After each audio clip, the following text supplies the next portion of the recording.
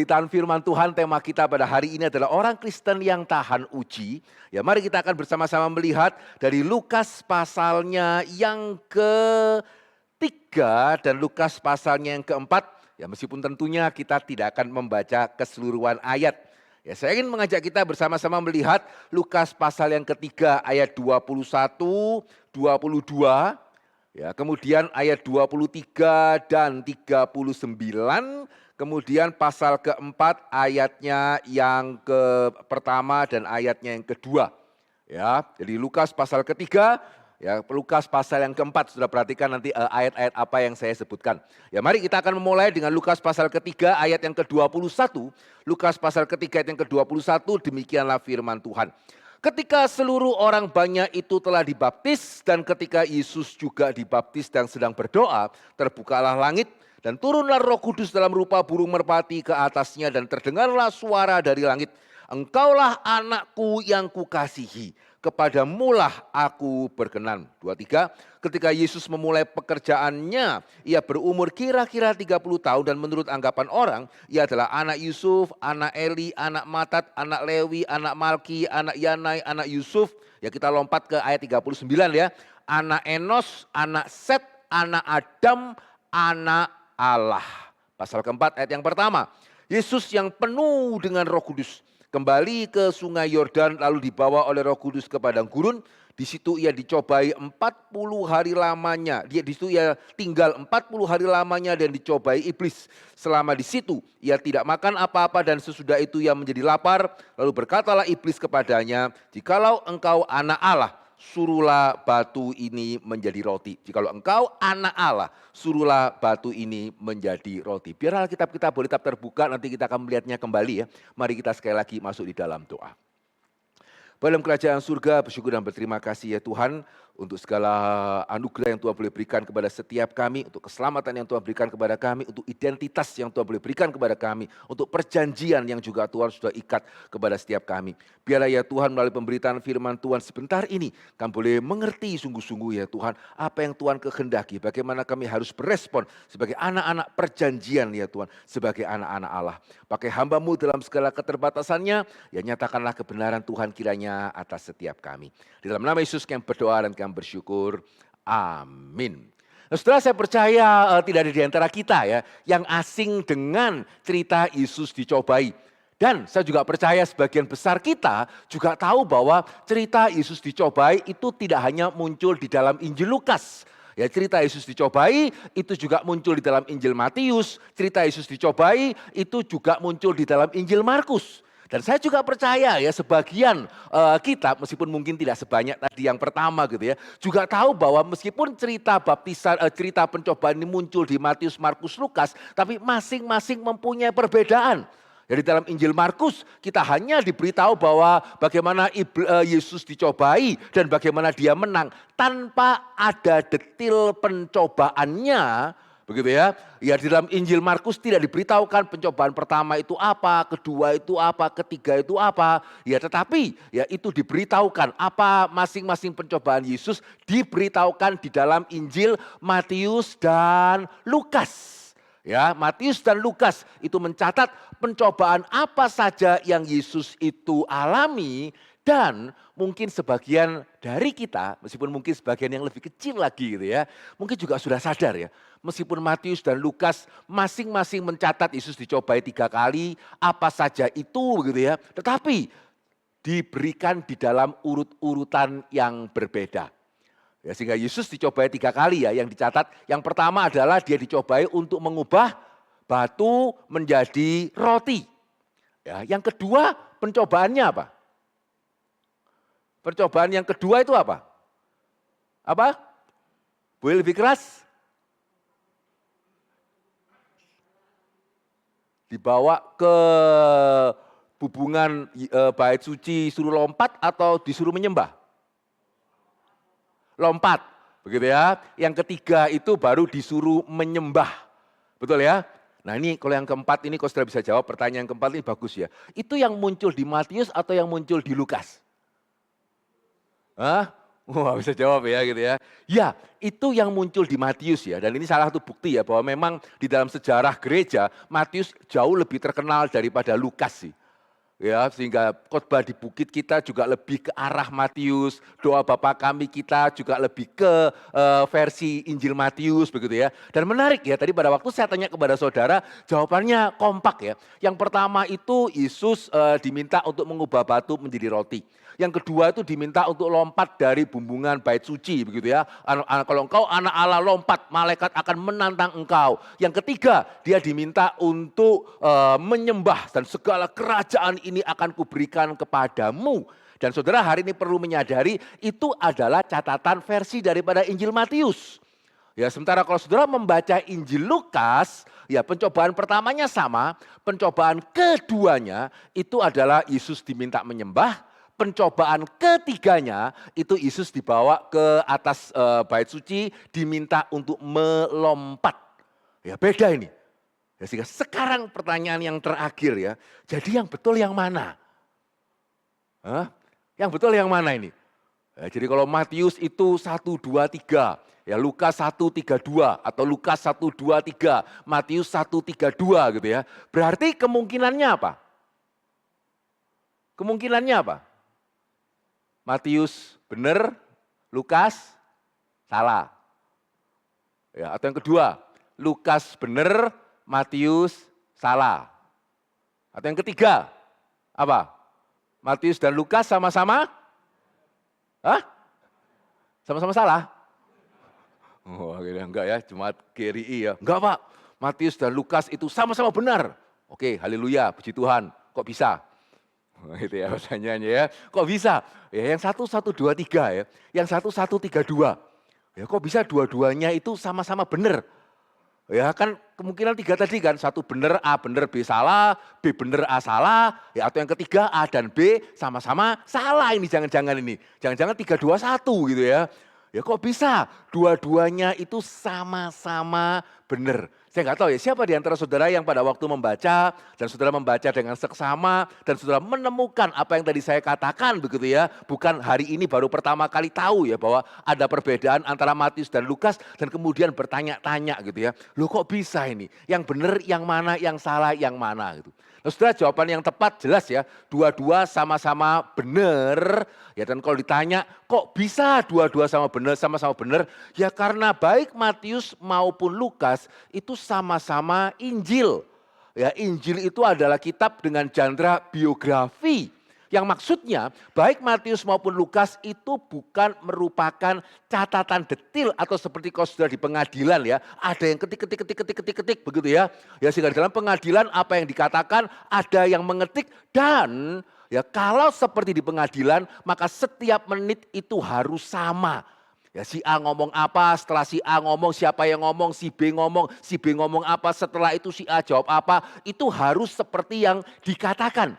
Tetapi kalau di dalam hal biografi, ya memang tidak seperti itu. Ya sehingga kalau andai kata saudara pulang ditanya ya, tadi khotbahnya bagaimana gitu ya. Andai kata saudara mengatakan, baik, oh pengkhotbahnya ngomong apa, dan saudara mulai cerita gitu.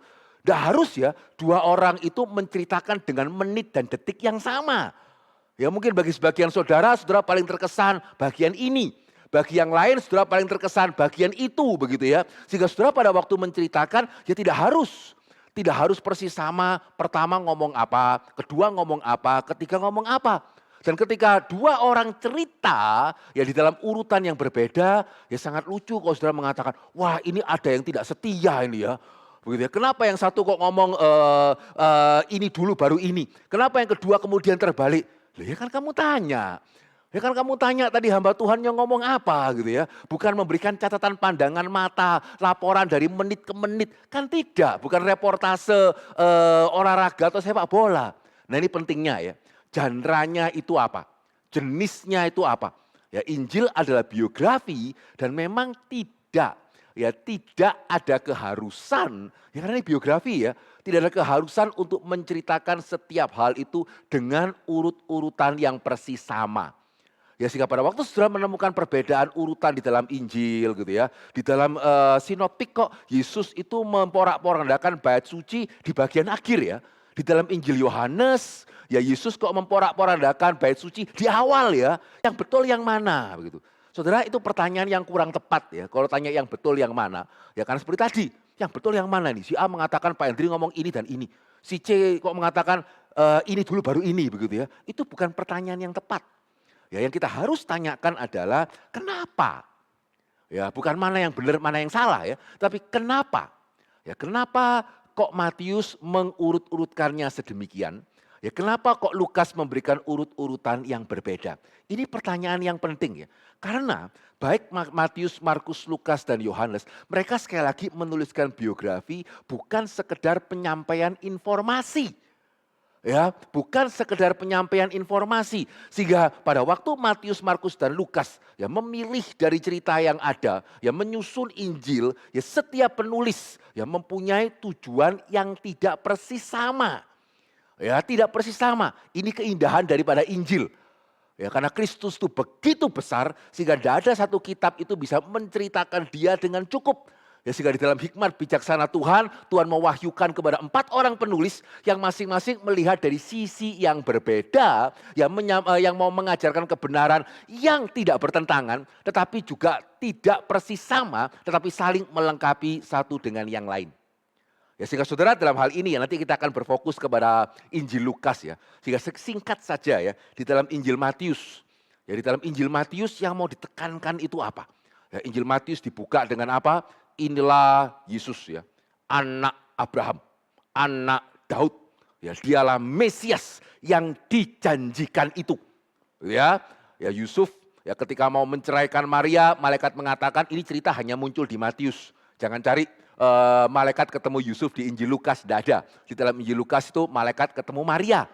Ya, sehingga malaikat pada waktu Yusuf mau menceraikan Maria istrinya, ya malaikat datang mengatakan jangan ya, ini Immanuel, ya Allah yang beserta dengan kita. Ya sehingga Injil Matius dibuka dengan satu gambaran Yesus yang besar. Ya inilah yang dinantikan keturunan Abraham, ya keturunan Daud. Ya, yang dinantikan. Dan Injil Matius ditutup juga dengan satu pernyataan yang besar kan. Segala kuasa diberikan kepadaku. Ya, pergilah, jadikanlah segala bangsa itu muridku. Sudah melihat persamaannya? Ya, bukan kebetulan ya, dibuka dengan silsilah anak Daud, ya anak Abraham, ditutup dengan segala kuasa telah diberikan kepadaku. Ya, pergilah, jadikanlah segala bangsa itu muridku. Ya, sehingga di dalam Injil Matius ya ditekankan Yesus sebagai yang berotoritas. Begitu ya, dia yang berotoritas dan pada puncaknya segala otoritas diberikan kepada dia dan dia mengutus kita untuk pergi dan menjadikan segala bangsa muridnya. Sehingga menarik pada waktu kita memperhatikan cerita pencobaan di dalam Injil Matius. Ya, kita menemukan penekanan yang sama. Ya, secara singkat ya, Injil Matius menekankan Yesus itu ya betul-betul yang dijanjikan, yang bahkan iblis pun tidak bisa membantah. Ya, jadi iblis memberikan 3 pencobaan kan, jikalau engkau anak Allah, ubahlah batu ini menjadi roti. Ya, jikalau engkau anak Allah, coba jatuhkan dirimu. Yang ketiga baru sembahlah aku. Saudara tahu ya, 3-tiganya kan Yesus menolak. Ya tidak, Yesus tidak mau melakukan. Tapi pertanyaannya, kalau Yesus tidak terbukti bisa mengubah batu menjadi roti, ya dia tidak terbukti begitu ya, ditatang oleh malaikat begitu ya. Ya bagaimana tahu dari mana dia sungguh-sungguh anak Allah? Ya jangan-jangan ini enggak mau, cuman mau ngeles ini. Gitu ya. Jadi kenapa enggak mau? Karena saya rendah hati. Kadang-kadang rendah hati dengan enggak bisa kan bisa agak mirip ya. Begitu ya. Sehingga yang mana ini? Yesus ketika menolak itu betul-betul dia itu anak Allah atau jangan-jangan dia menolak karena tidak bisa ini. Injil Matius menegaskan tidak. Ya, di dalam urutan seperti yang tadi dia katakan. Tahu dari mana ya? Yesus kan tidak terbukti. Ya, bisa merubah batu menjadi roti. Tahu dari mana dia anak Allah? Ya Matius mencatat dia bisa 5 roti 2 ikan kasih makan 5.000 orang. Ya, mana lebih sulit mengubah batu menjadi roti dengan 5 roti 2 ikan kasih makan 5.000 orang? Hah? Lebih sulit mana? Ya, ya Pak Tong pernah mengatakan ya, manusia itu bisa ya dari materi menjadi energi. Itu namanya bom atom. Ya kan dari materi, siapa yang sudah lihat Oppenheimer gitu ya. Jadi dari materi itu menjadi energi. Tapi pada waktu Yesus 5 roti 2 ikan, itu dari energi menjadi materi. Ya, itu luar biasa itu. Ya, sehingga melalui Yesus mengubah 5 roti menjadi 2 ikan, apakah ini lebih sulit daripada mengubah batu menjadi roti? Enggak. Demikian juga tahu dari mana ya Allah tidak membiarkan Yesus itu terantuk batu. Ya, tahu dari mana ini? Sederhana, Matius mengatakan ya Yesus bangkit kan? Betul ya? Jadi meskipun sepertinya ini bukan anak Allah ini. Anak Allah kok bukan cuman apa tuh namanya bisa menderita, bisa sampai mati. Jangan-jangan bukan anak Allah ini. Dia bangkit. Yang berarti betul ya. Yesus dikatakan oleh pemazmur, engkau tidak membiarkan orang kudusmu itu melihat kebinasaan. Betul ini. Dan yang ketiga, iblis mengatakan kamu anak Allah kan. Ya sudah harusnya ya kerajaan ini kuberikan kepadamu. Karena engkau kan anak Allah, terimalah kerajaan. Ya dan saudara tahu ya, tadi saya sudah mengatakan Injil Matius ditutup dengan apa? Segala kuasa sudah diberikan kepadaku. Pergilah, jadikanlah segala bangsa muridku. Yang hari ini tergenapi loh. Ya, pada waktu Yesus mengatakan pergilah segala bangsa muridku, kira-kira GRI sudah punya berapa cabang? Gitu ya, tidak ada ya baru di sana ya. Tapi hari ini kita melihat betul loh, ini fakta ya. Injil sampai ke Indonesia, sampai ke Surabaya, bahkan GRI pun bisa punya sekitar 90 cabang. Sehingga saudara lihat ya, dengan semua ini Yesus menunjukkan ya bahwa dia sungguh-sungguh anak Allah tanpa dia harus taat kepada iblis. Ini yang luar biasa ini. Ya sehingga iblis pun itu tidak bisa membantah ya. Ya ini anak Allah ini, bisa ini. 5 roti 2 ikan kasih makan 5.000 orang. Betul-betul anak Allah ini, mati pun bangkit loh.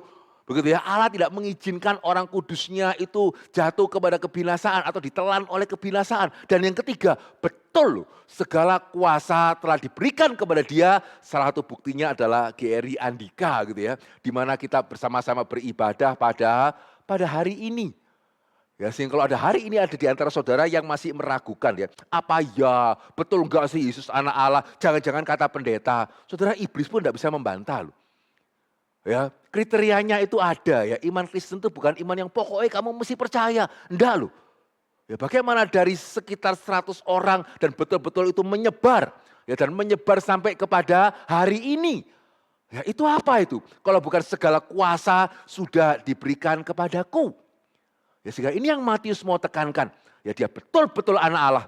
Bahkan kriteria yang diberikan oleh iblis, Yesus bisa menggenapi tanpa harus dia tunduk kepada iblis. Nah, ini yang ditekankan oleh Matius. Lalu kalau Lukas itu apa? Ya, jadi kalau Matius melalui kisah pencobaan mau menunjukkan, ya betul, ini anak Allah ini. Ya, inilah yang dijanjikan, keturunan Daud, keturunan Abraham yang dijanjikan. Kalau engkau nggak percaya, beban pembuktian ada pada engkau. Ya, bukan kekristenan yang pokoknya percaya saudara yang rasional, enggak. Ya, yang nggak percaya, ya engkau mesti menjawab, kok bisa ini? Kok bisa gereja berkembang? Ya, padahal memberitakan orang mati. Bagaimana caranya memberitakan orang mati bisa menjadi gereja, bisa menjadi agama terbesar di dunia.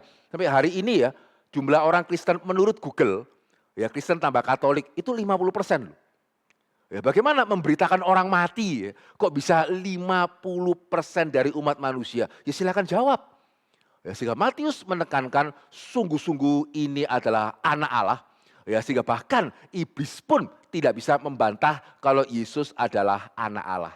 Nah, kalau Lukas mau menekankan apa? Beda. Ya, dalam hal ini saya setuju dengan Howard Marshall ya.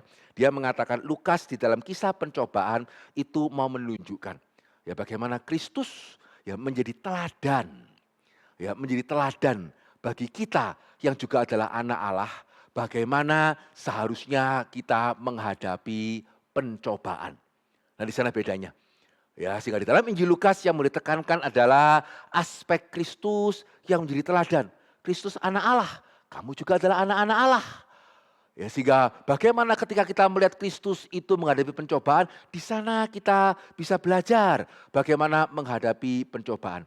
Sehingga saudara bandingkan dengan lebih seksama ya. Cerita antara Matius dengan Lukas, kisah pencobaan, bukan cuma perbedaannya tadi 1, 2, 3, 1, 3, 2, ya tetapi juga di akhir Injil Lukas.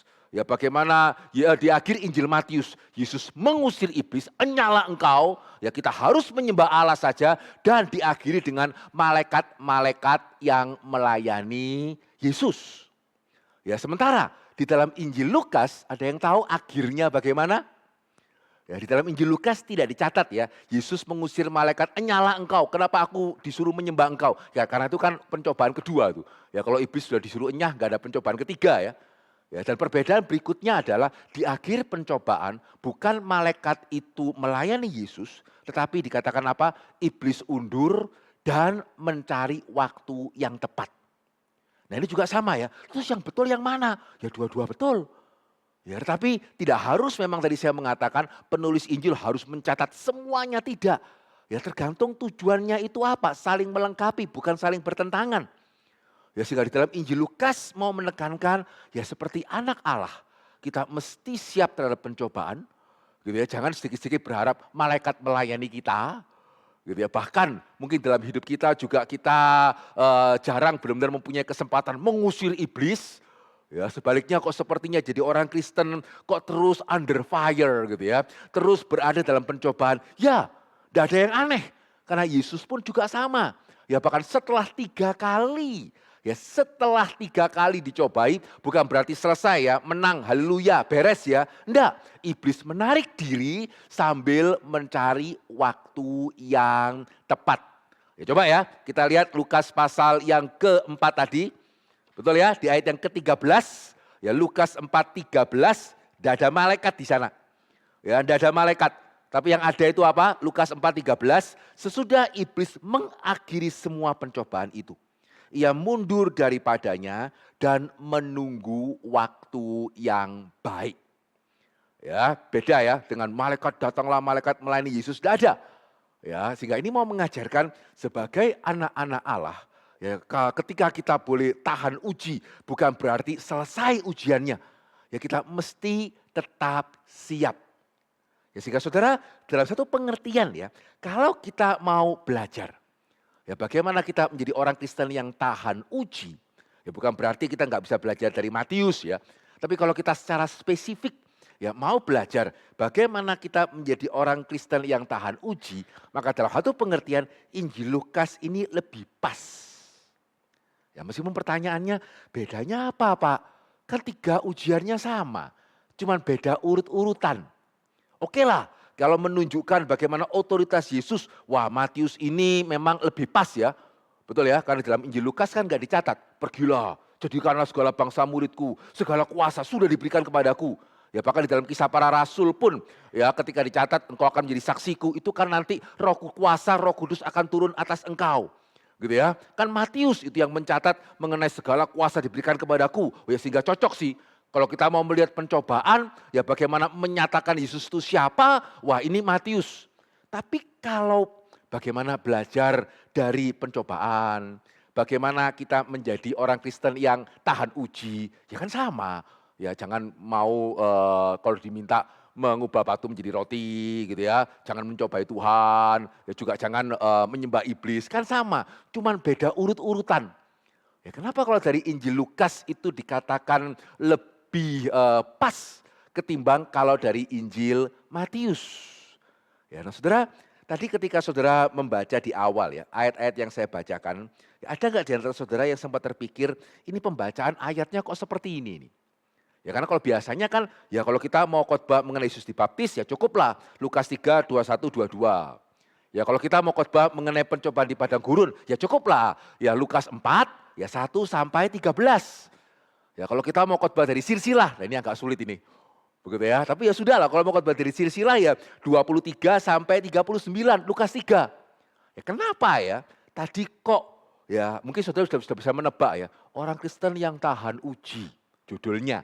Ya berarti mestinya ini lebih berkenaan dengan pencobaan di padang gurun.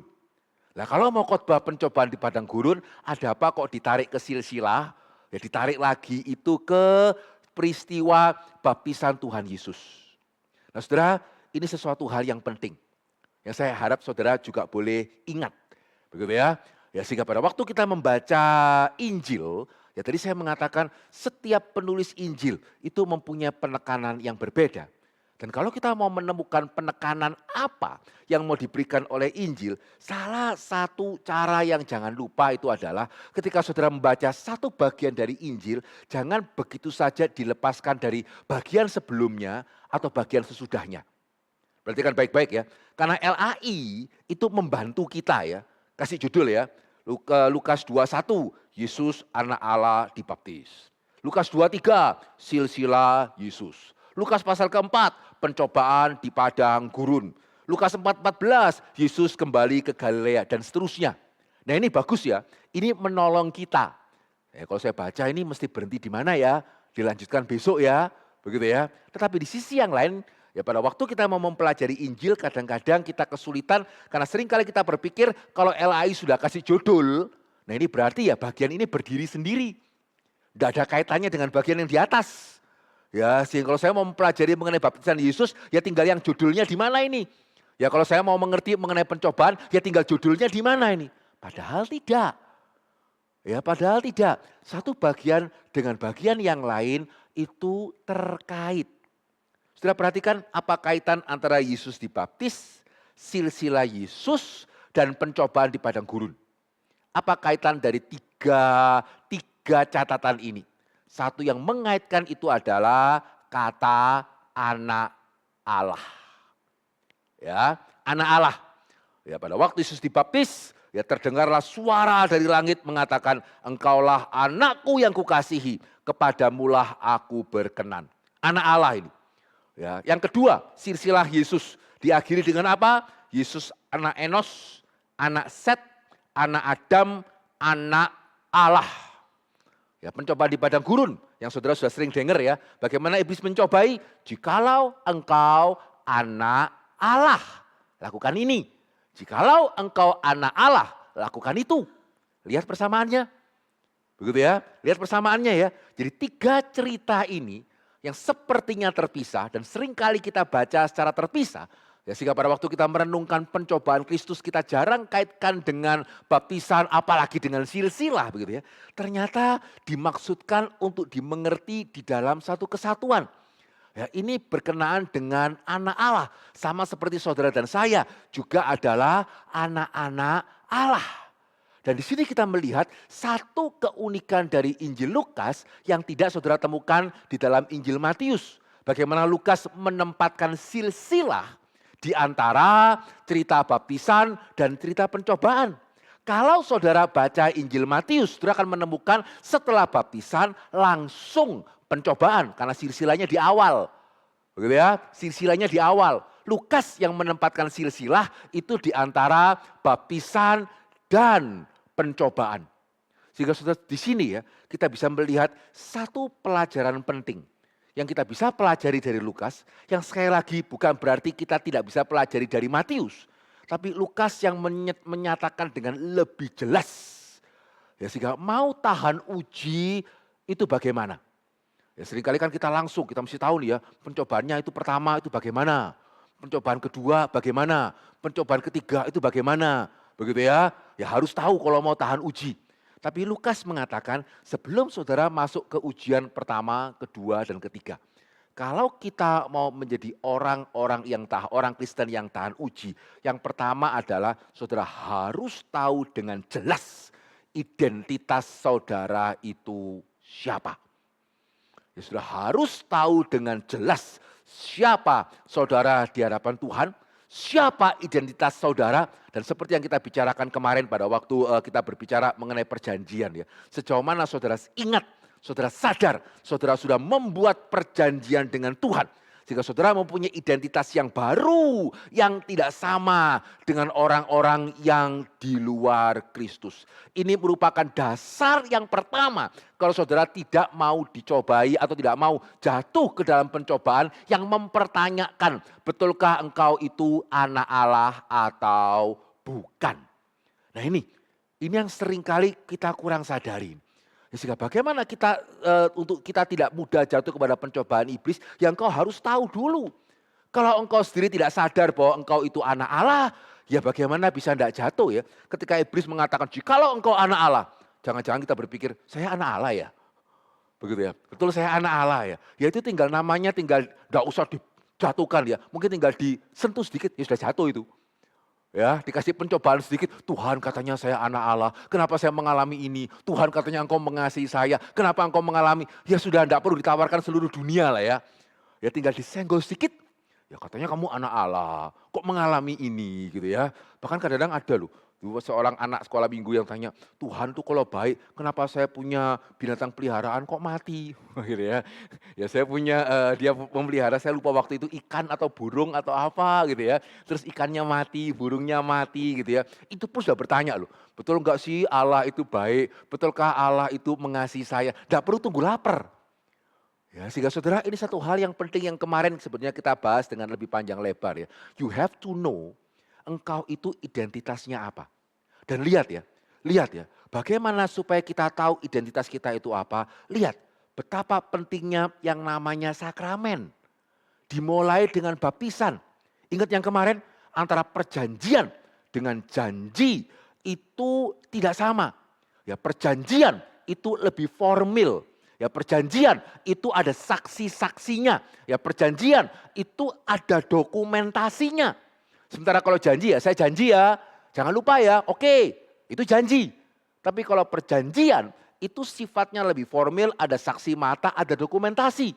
Dan kemarin saya mengatakan apa? Ya, kemarin saya mengatakan hari ini orang Kristen tidak menganggap formalitas lah, begitu ya, keanggotaan gereja, termasuk baptisan, begitu ya, sebagai hal yang penting. Yang penting kan saya dengan Tuhan, yang penting kan hati, yang penting kan perjumpaan dengan Tuhan. Itu masalah yang besar. Ya, itu masalah yang besar. Sehingga banyak orang ya menjadi orang Kristen, tapi identitasnya dia, kebanggaannya dia, gitu ya, bukan saya adalah orang Kristen. Ya, kemarin saya mengatakan ya, saya seringkali sebagai hamba Tuhan salah satu hal yang sangat menyusahkan saya ketika ada orang Tionghoa Kristen lebih terusik ketika ketionghoaannya disinggung ketimbang ketika kekristenannya disinggung. Ya, kemarin saya sudah nanya ya, sekarang ini kan lebih banyak kalau saya boleh nanya lagi, menurut saudara ya mana yang seringkali lebih heboh ketika orang tua Tionghoa Kristen punya anak. Anaknya mau menikah dengan yang non-Kristen atau anaknya mau menikah dengan non-Tionghoa? Kira-kira orang tua yang Tionghoa Kristen ya, ketika anaknya mau nikah dengan yang non-Kristen, ya, dengan ketika anaknya mau nikah dengan yang non-Tionghoa, lebih heboh mana? Yang pertama atau yang kedua? Wah, kedua ya. Ya, meskipun harap kalau jemaat GRI enggak ya, begitu ya, semoga ya. Ya, tapi ini realita ya. Ya kalau dapat yang non Kristen heran, imannya kok besar? Enggak apa-apa Pak, itu penginjilan. Gitu ya. Jadi enggak apa-apa ya. Justru nanti dengan pacarnya enggak Kristen harap bisa diinjili. Tapi kalau dapatnya non Tionghoa, kamu tuh bagaimana, masa depan bagaimana? Wah, suku ini Pak, saya bukannya bermaksud rasis. Wah, saya selalu khawatir kalau orang mengatakan saya bukannya bermaksud rasis ya, karena ujung-ujungnya rasis itu. Begitu ya. Tapi gimana orang ini sifatnya seperti itu? Saya sangat susah hati loh. Ya, sehingga barusan ya ada jemaat cerita sama saya, dia punya seorang papa, gitu ya, yang kritis.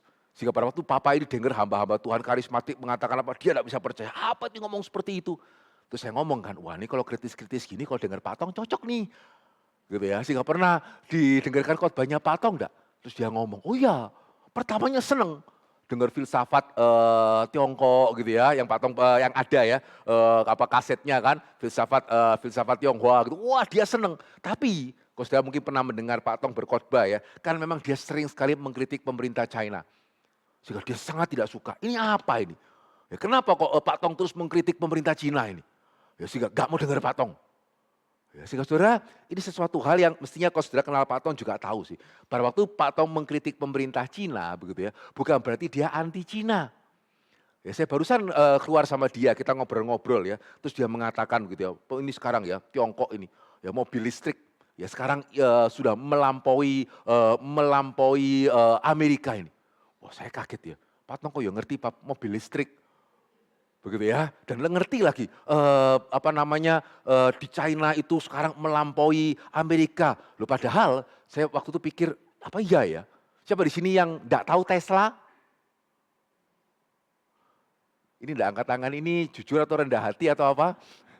Semua tahu ya Tesla ya.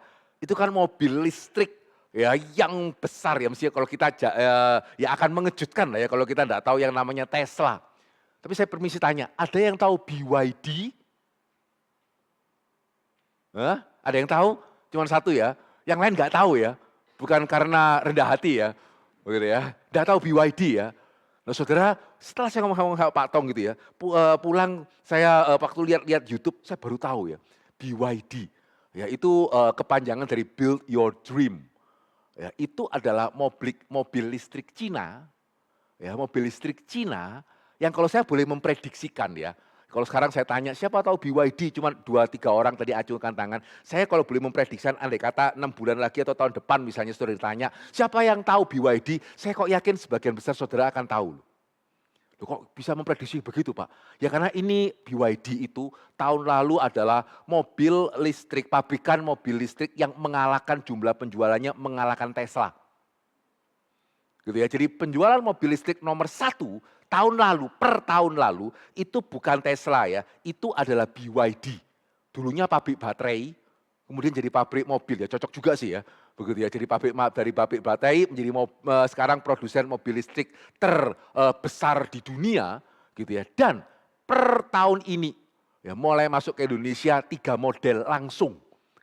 Gitu ya. Jadi kenapa saya kok cukup yakin ya dalam beberapa bulan ke depan ya kalau ada yang nanya kepada saudara, ada yang tahu BYD? Ya saudara akan tahu. Bagaimana mungkin tidak tahu gitu ya. Karena ini sedang masuk ini.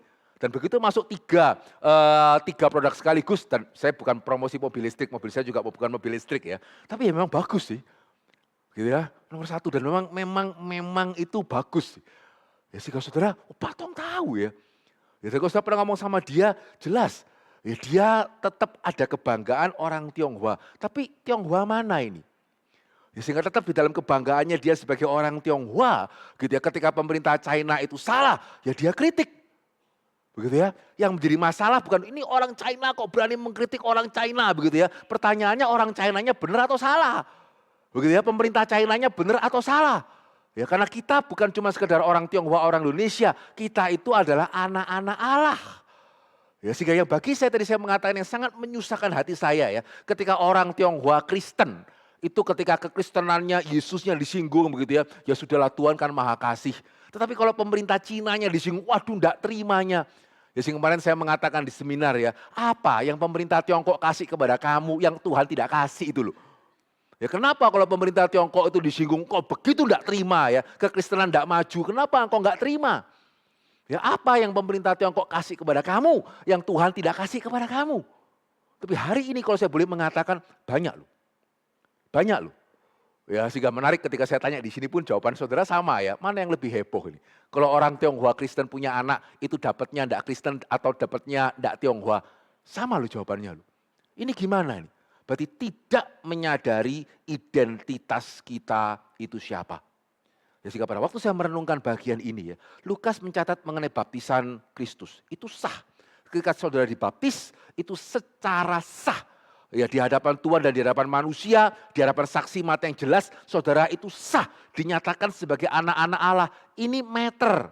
Ya formalitas itu penting. Kemarin saya mengatakan antara ini teman wanita saya dengan ini istri saya, itu beda antara langit dan bumi.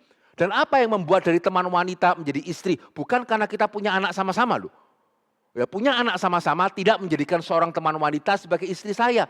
Tidak menjadikan teman pria menjadi suami saya. Tapi apa yang membuat teman wanita, teman pria menjadi suami dan istri? Ya hitam di atas putih itu. Ya sehingga siapa mengatakan, itu formalitas, tak penting. Yang penting hati ya sudah. Gitu ya, kalau gitu saudara punya anak perempuan diajak pergi sama pria, ya tidak apa-apa kan, yang penting hati kan. Yang penting kan anak saudara pulang dari sama pria itu pulangnya happy gitu ya. Hatinya seneng gitu ya, relasinya baik. Ya enggak, ya relasinya apa dulu? Ya diresmikan dulu. Gitu ya, kalau kamu mau tinggal serumah dengan anak perempuan saya, tidak bisa sekedar hati, tidak bisa sekedar relasi, resmi atau enggak. Baru kemudian kamu boleh tinggal serumah dengan anak perempuan saya. Kenapa? Ya ini berharga kok. Ya melahirkan anak enggak gampang ya. Gitu ya, ini berharga, ya mesti resmi.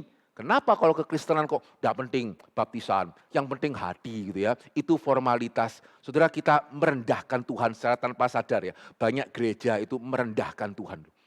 Ya, sehingga bukan kebetulan dalam Injil Lukas kita melihat Kristus dibaptis. Dan di sana Allah secara resmi di hadapan saksi ya. Begitu menyatakan inilah anak yang kukasihi, kepadanyalah aku berkenan. Sehingga pada waktu saya merenungkan hal ini dan merenungkan silsilah. Ya, saya harus jujur mengatakan untuk pertama kalinya ya, ketika saya membaca silsilah Injil Lukas saya tergerak. Ya kan di dalam bagian Injil, jujur ya, dalam hal ini kita sama ya. Silsilah merupakan bagian yang langsung kita akan lewati. Amin. Ada yang pernah secara khusus mencatat berapa nama ini ya?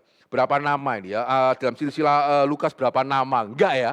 Gitu, tapi ketika saya memahami hal ini saya sangat tergerak loh. Ketika Lukas mengatakan Yesus anak ini, anak ini, anak ini, anak ini. Dan mendetil sekali ya. Anak ini, anak ini, anak ini, anak ini. Begitu mendetil. Tapi yang penting terakhirnya anak siapa? Begitu ya. Anak Allah. Nah ini adalah satu hal yang orang Kristen harus sadari. Kita tidak bisa memungkiri. Kita orang Indonesia, kita orang Tionghoa, ya bagaimana dipungkiri. Lihat muka saya sudah langsung kelihatan ya. Begitu meskipun ada yang mengatakan, Bapak ini dari ada apa namanya Jepangnya. Enggak sih, enggak di Tionghoa ini gitu ya. Ya dari muka juga sudah kelihatan, tidak bisa disangkali. Tapi kita harus tahu, at the end-nya kita itu anak siapa. Ya jangan lupa. Begitu ya, terakhirnya mau kita orang Jawa, orang Batak, orang Minang, orang apa, silsilah kita itu siapa, saya Margawang, papa saya itu siapa, emak engkong saya itu siapa. Kita harus tahu at the end-nya, ujungnya saya adalah anak Allah. Dan ini adalah hal yang pertama yang kita harus sadari ya, jikalau kita tidak mau mudah jatuh ke dalam pencobaan. Ya sadar identitas saya itu siapa, sehingga tidak mudah diajak untuk mempertanyakan, betul enggak sih kamu anak Allah, jangan-jangan kamu kegeeran begitu ya. Enggak, karena secara resmi sudah dinyatakan bahwa saya adalah anak Allah. Ini yang pertama. Dan ini yang jarang ya. Ya seringkali bagaimana menghadapi pencobaan, ya langsung tahu pertama, kedua, ketiga. Nah hari ini mungkin karena waktu kita nggak bisa membahas tiga ini secara mendetil. Ya ada banyak khotbah lain yang baik yang sudah membahas tiga hal ini secara mendetil. Tapi hari ini yang saya ingin tekankan adalah kalau saudara mau mau bertahan uji dalam pencobaan, you have to know who you are. Kamu harus tahu kamu itu siapa.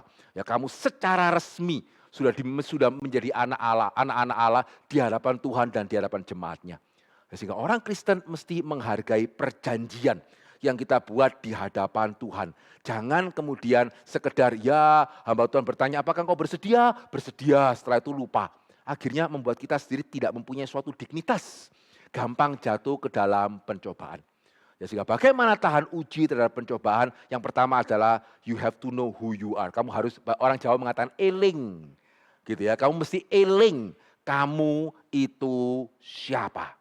Dan baru yang kedua, ya bagaimana kita tahan kepada ujian? Ya kita mesti sadar, ya ujian itu ada, iblis itu ada.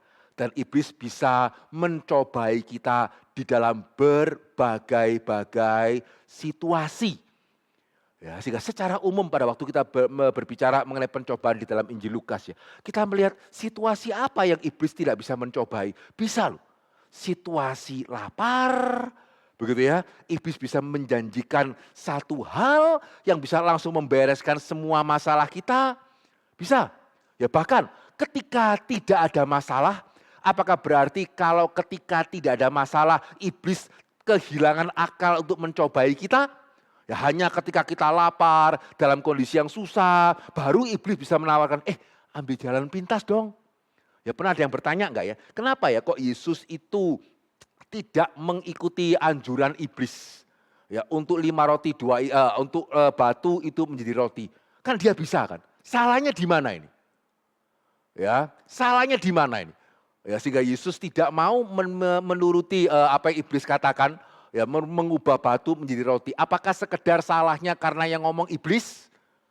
Ya sementara kalau kalimat yang sama keluar dari mulut yang berbeda, begitu ya, maka kemudian tidak salah mengubah batu menjadi roti? Menurut saudara yang betul yang mana ini? Ya, kenapa kok Yesus tidak mengubah batu menjadi roti? Apakah sekedar karena itu keluar dari mulut iblis nih? Ya, sehingga kalau Yesus melakukan gengsi dong. Begitu, masa saya ikut sama apa yang iblis katakan begitu. Sementara kalau itu keluar dari mulut yang lain, begitu ya, berarti enggak apa-apa kok. Ini bukan keluar dari mulut iblis, begitu ya. Berarti boleh melakukan. Ya, sehingga kenapa ya menurut saudara ya? Yang mana yang betul ya? Yang pertama atau yang kedua? Kenapa kok Yesus tidak mengubah batu menjadi roti? Sekedar karena itu keluar dari mulut iblis atau karena permintaannya salah? Yang mana? Yang kedua ya, permintaannya salah, tapi pertanyaannya salah di mana? Lapar kemudian batu menjadi roti kan enak, nggak usah ngerepoti orang lain kan?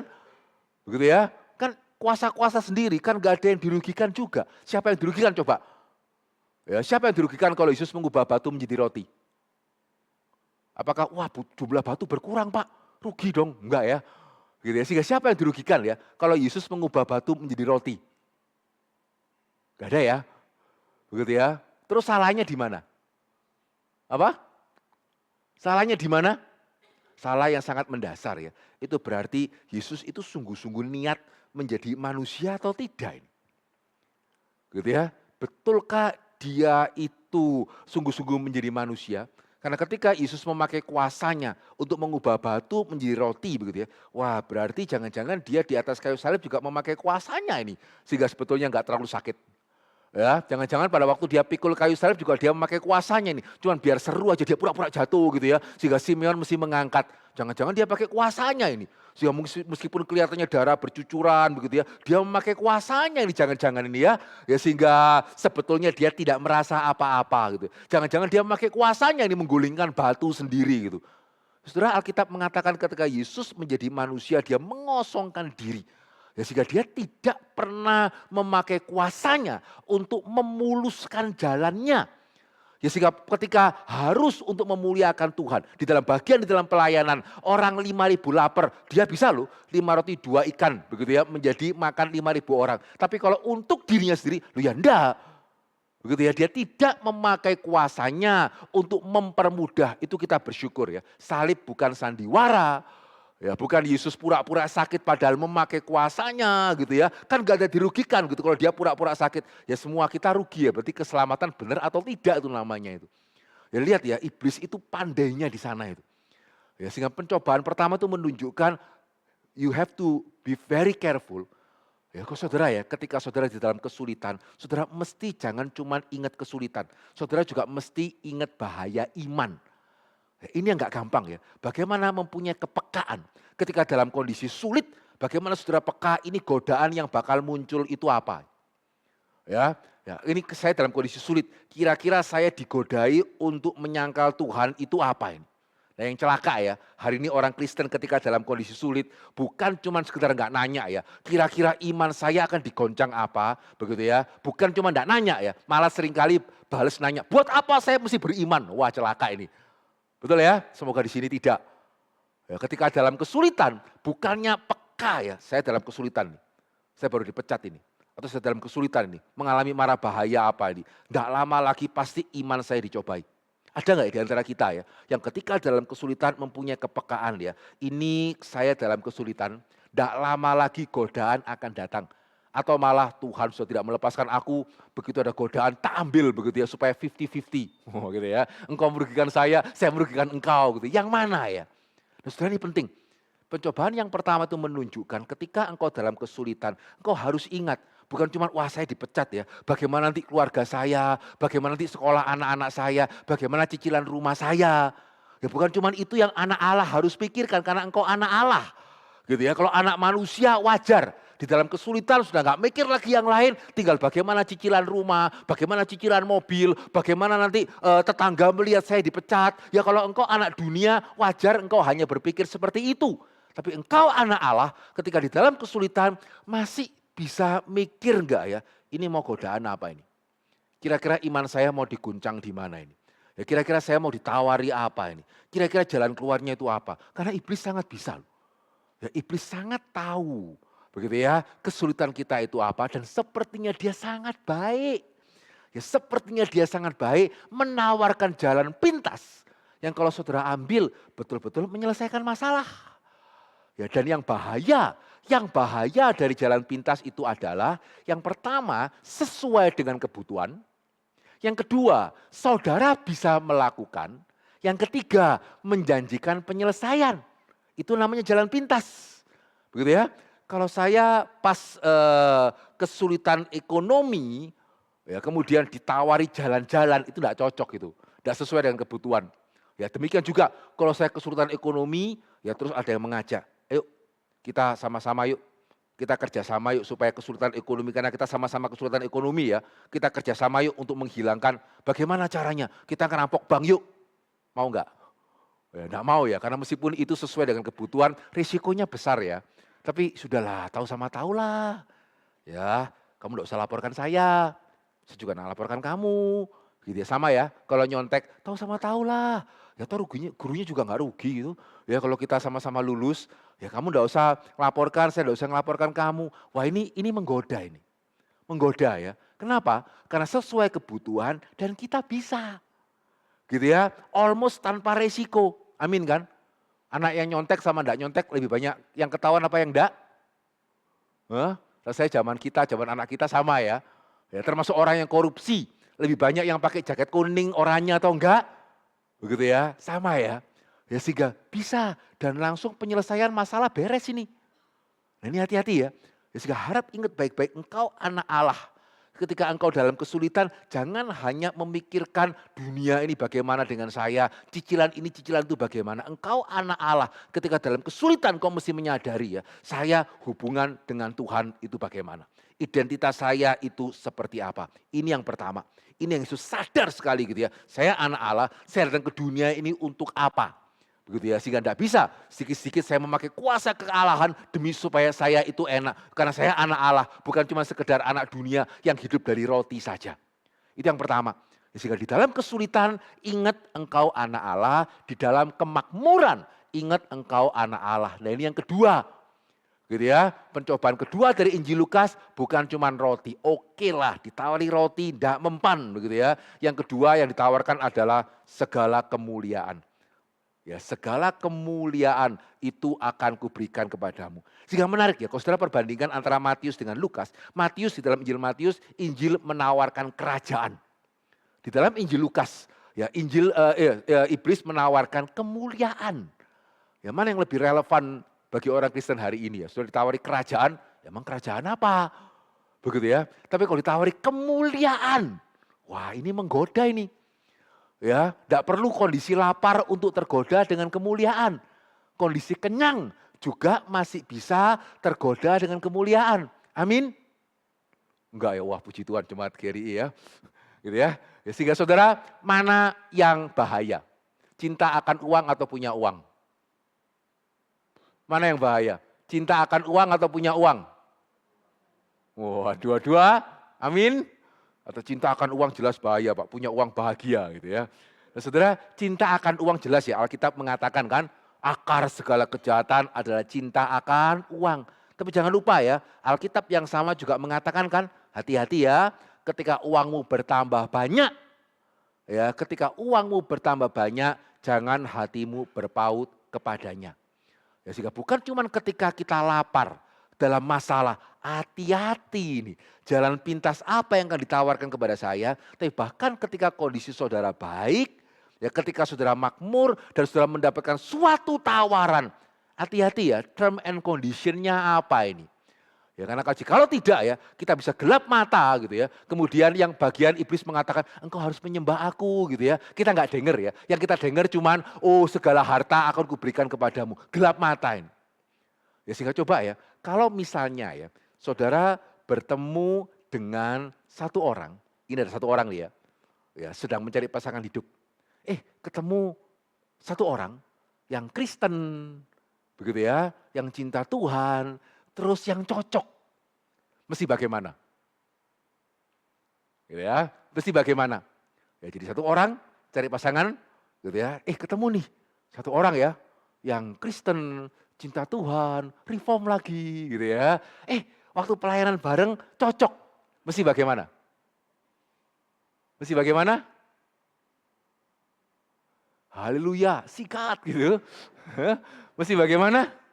Nah seringkali kita jatuh kepada dua kesalahan ya. Ya meskipun ini kesalahan yang pertama ini agak jarang sih. Seringkali kan kalau kita lagi cari gitu ya, baru kita berdoa gitu ya. Oh Tuhan tunjukkan kepadaku. Tapi seringkali yang kita lakukan, begitu kita sudah ngelihat yang cocok, kita tidak berdoa. Langsung, karena sudah semuanya jelas kok. Ya semuanya jelas. Ya Kristen, ya lawan jenis. Gitu ya. Ya terus juga cocok. Ya ngomong cocok, pelayanan cocok gitu ya. Apalagi. Nah Nah saudara ya, kalau kita mau untuk tidak mudah jatuh di dalam pencobaan yang kedua, ketika saudara mendapatkan tawaran dalam bentuk apapun, ambil waktu sebentar untuk berdoa. Ya, ini bagusnya kalau kita belajar dari Nehemia ya. Tahu ya cerita Nehemia ya. Ya dia pingin untuk ke Yerusalem membangun tembok kan. Satu hari dreams come true ini. Satu hari itu benar-benar tadi ya, build your dream kemudian dreams come true gitu ya. Rajanya nanya, apa yang kamu mau lakukan? Wah ini dreams come true loh. Ini mirip dengan ketika Tuhan nanya sama Salomo, kamu mau minta apa? Gitu ya. So, saudara kalau membaca bagian Nehemia, silakan baca sendiri ya. Bagi saya yang sangat terkesan ya. Ketika Nehemia dengar raja itu nanya, apa yang kamu mau lakukan? Begitu ya. Nehemia, dicatat apa? Nehemia berdoa di dalam hatinya baru jawab. Kalau raja mengizinkan, ya bolehkah saya kembali ke Yerusalem untuk membangun tembok. Tapi sebelum dia jawab, dia ambil waktu doa dulu. Dan di sini Maria juga sama yang tadi dinyanyikan dalam pujian tadi ya. Maria ketika mendengar kabar buruk, gitu ya, pedang akan menusuk hatimu, Simeon yang mengatakan. Alkitab mengatakan Maria enggak ngerti loh orang ini ngomong apa ya. Tapi Alkitab juga mencatat dia enggak panik, dia simpan itu di dalam hati. Demikian juga ketika dia mendapatkan kabar baik, malaikat memberitahukan kepada dia, begitu, hai Maria, engkau yang diberkati, Tuhan menyertai engkau, begitu ya. Alkitab mencatat apa? Maria bertanya dalam hatinya, apakah arti salam itu? Wah ini teladan yang luar biasa nih Maria. Ketika mendapat kabar buruk, gak langsung panik, lupa Tuhan. Tetapi ketika mendapat kabar baik, kok saudara ya, hamba Tuhan mengatakan Tuhan memberkati engkau, begitu ya. Jawaban saudara itu apa? Amin, gitu kan. Maria enggak loh. Hai Maria, engkau yang diberkati, Tuhan menyertai engkau. Silakan baca ya. Alkitab mencatat Maria bertanya dalam hatinya, kenapa malaikat kok ngomong ini? Ini artinya apa ini? Ini luar biasa loh. Ya sehingga saudara bukan cuman ketika kita dalam kondisi yang berat, saudara mesti aware, saudara mesti hati-hati, saudara mesti berdoa. Tapi ketika semua berjalan dengan baik dan saudara mendapatkan suatu tawaran yang sangat baik, ambil waktu untuk datang di hadapan Tuhan. Karena kalau enggak, kadang-kadang mungkin engkau begitu senang, engkau begitu tertarik, ya sehingga akhirnya blind spotnya enggak kelihatan. Ya syarat dan ketentuannya itu tidak kelihatan. Sehingga ambil waktu untuk berdoa, meskipun doanya mungkin agak beda. Dalam hal ini saya setuju dengan pendeta Yung Tik Yuk ya. Dia pernah mengatakan ketika engkau melihat seseorang, Kristen begitu ya, semuanya cocok. Saya mesti doa. Doanya apa? Doanya jangan, Tuhan kalau memang itu kehendakmu kasihlah tanda. Gitu ya, sehingga mau maju enggak berani, enggak ada tanda, gitu ya. Terus enggak maju kok takut dia diambil orang, begitu ya. Ya sehingga akhirnya serba salah. Bukan gitu doanya. Nah, terus doanya bagaimana? Ya sungguh-sungguh berdoa di hadapan Tuhan ya. Tuhan ini semua cocok loh. Ya dengan pertimbangan, begitu sesuai dengan firman Tuhan ini cocok. Ya Tuhan kalau memang, tapi Tuhan saya manusia terbatas ya. Jikalau memang ini bukan kehendakmu, nyatakanlah. Jadi bukan jikalau ini kehendakmu nyatakanlah, saudara tunggu gitu ya. Enggak ya, jikalau ini bukan kehendakmu nyatakanlah. Dan tunggu beberapa saat. Kalau memang tidak ada pernyataan Tuhan bahwa ini bukan kehendak dia, ya silakan maju. Nangkep ya, ini wise ini. Satu nasihat yang bagi saya bijaksana dari pendeta Yung Tik Yuk. Tetap cari pimpinan Tuhan, meskipun bukan seperti tadi ya, berikanlah suatu tanda, kalau enggak saya enggak maju. Ya enggak. Ya secara pertimbangan, secara akal budi, secara firman Tuhan ini bisa kok. Saya pindah ke pekerjaan ini, begitu ya, secara semuanya pertimbangan baik kok. Malam ini saya bisa lebih melayani, kalau saya pindah ke pekerjaan ini, atau saya pindah ke rumah itu, bagus kok begitu ya, dapat murah lagi. Tapi apapun itu ya, saudara ambil waktu untuk Tuhan benar enggak ini. Ya secara pertimbangan, ya harusnya ini baik. Tapi saya terbatas. Ya bolehkah kalau misalnya memang ada hal yang saya belum lihat, begitu ya, bolehkah Tuhan menunjukkannya? Jadilah kehendakmu. Tapi kalau memang Tuhan tidak mengatakan apa-apa, kiranya Tuhan mengizinkan saya untuk dengan si dia, atau saya pindah pekerjaan itu, begitu, atau saya beli ini, atau beli itu. Ini adalah satu hal yang baik karena saudara anak Allah. Ya sudah sepatutnya dan selayaknya, begitu ya, anak Allah datang kepada bapaknya, bukan cuma pas kepepet, ya, tapi juga ketika segala hal yang baik. Betulkah ini merupakan kehendakmu? Ini yang kedua. Jadi dalam saat-saat kesulitan, ingat bahaya ada ketika semua lancar dan saudara mendapatkan suatu tawaran yang baik. Bukan berarti saudara harus tolak, bahkan bukan berarti kemudian harus tunggu Tuhan kasih tanda baru saya ambil. Tidak, tapi ambil waktu untuk datang di hadapan Tuhan. Dan yang ketiga, ya jelas ya, sudah jelas di sana, hati-hati dengan mencobai Tuhan. Ya hati-hati dengan mencobai Tuhan. Ya ketika apapun situasi kita, ya kita tetap mesti berhati-hati di hadapan Tuhan. Sehingga orang Kristen mempunyai penilaian yang berbeda sebagai anak Allah. Begitu ya, kalau saya bertanya kepada saudara jujur ya, jangan kasih jawaban yang normatif ya. Saudara pilih mana ya? Tidak jaga kesehatan, makan sembarangan, sakit jantung. Dengan yang kedua, sudah jaga kesehatan, sakit jantung. Ayo siapa pilih yang pertama? Coba ya. Ya siapa pilih tidak jaga kesehatan, sakit jantung? Siapa pilih jaga kesehatan, sakit jantung? Saudara semua kompak yang ketiga ya. Enggak jaga kesehatan, enggak sakit jantung Pak. Gitu ya, itu yang ideal gitu ya. Saudara kalau pilihannya hanya dua tadi, coba pikirkan baik-baik ya, jujur ya. Gitu ya, saudara pilih yang mana? Kalau saudara pilih yang pertama, masa lalu. Gitu ya, karena berarti kita cuma lihat secara anak dunia ya. Ya ada apa Pak jaga kesehatan kalau juga sama-sama sakit jantung gitu ya. Ada apa jaga kesehatan kalau sama-sama stroke. Ya enggak usah lah jaga kesehatan. Itu bijaksini. Ya, bijaksana beda. Ya kenapa? Andai kata pun saya tahu saya jaga kesehatan, saya sakit jantung. Kenapa saya harus jaga? Itu pertanggungjawaban di hadapan Tuhan. Itu pertanggungjawaban di hadapan sesama. Ya, sehingga orang Kristen kita sadar kok. Ya mau jaga bagaimanapun mati. Gitu ya. Orang Kristen, orang non-Kristen 100% mati sebelum Yesus datang kedua kali. Ya tetapi kenapa terus kita harus jaga? Ya karena kita tidak mau mencobai Tuhan. Kadang-kadang saya paling serem ya ketika orang Kristen mengatakan, wes beriman aja. Wah ini agak sedikit, menurut saudara hamba Tuhan ya, kalau dengar jemaatnya mengatakan beriman saja, harusnya haleluya atau menahan diri dulu kayak yang tadi yang kedua itu ya. Gitu ya. Jujur saya ketika kadang-kadang mendengar jemaat mengatakan beriman saja, itu agak serem itu ya. Karena seringkali ketika orang ngomong beriman saja, gak usah dipikir. Gitu kan. Ya, kemudian juga yang kedua, sudahlah itu kan nanti Tuhan sertai. Ya nanti dulu. Itu mencobai Tuhan itu. Ya meskipun kamu beriman, ya kamu mesti mikir. Kamu mesti ngukur begitu ya. Kamu mesti prokes menjaga kesehatan, prosedur protokolnya bagaimana. Engkau mesti hitung kalau kamu olahraganya berapa, kamu makannya apa. Tidak bisa karena iman terus saudara tidak hitung. Itu namanya mencobai Tuhan.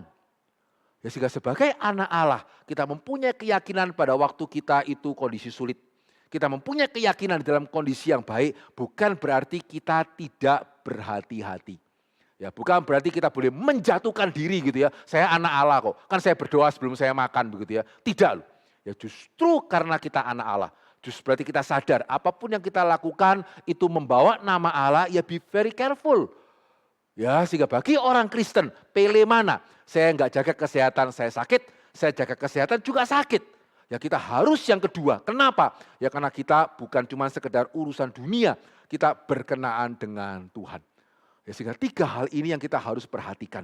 Ya pada waktu saudara dalam kondisi yang sulit, peka, engkau anak Allah. Pencobaannya apa ini? Peka. Ketika dalam kondisi yang baik, peka juga. Jangan ketika mendapat sesuatu hal gitu ya, langsung gelap mata. Haleluya. Ambil waktu sebentar. Datang di hadapan Tuhan. Dan yang ketiga, ya anak Tuhan mesti baik-baik menjaga kehidupan di dunia ini supaya jangan kita membawa diri ke dalam pencobaan. Puji Tuhan, mari kita berdoa.